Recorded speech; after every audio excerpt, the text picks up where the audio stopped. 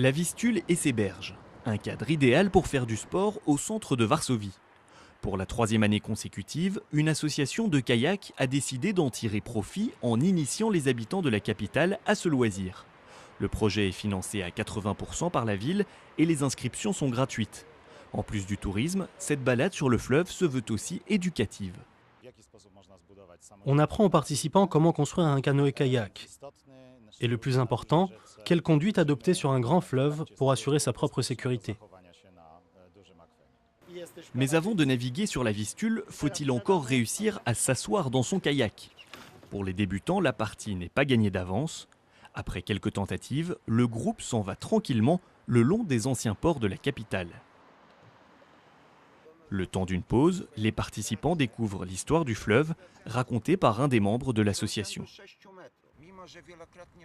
Les gens passent souvent à côté des ports de Varsovie, mais ils n'ont jamais le temps de s'y arrêter. La vieille ville, vue de la Vistule, offre aussi un spectacle superbe.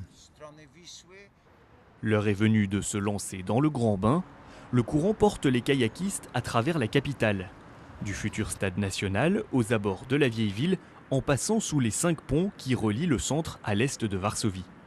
Quel que soit leur niveau, les participants sont tombés sous le charme. Je suis là pour la première fois, je n'ai aucune expérience, mais c'est super. C'est incroyable de regarder la ville depuis le fleuve. Une révélation.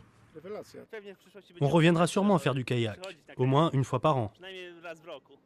Cette année encore, le succès du projet a été au rendez-vous. 300 chanceux ont pu profiter d'une journée comme celle-ci sur les 1500 inscriptions reçues par l'association. Ceux qui n'ont pas été retenus devront attendre l'année prochaine.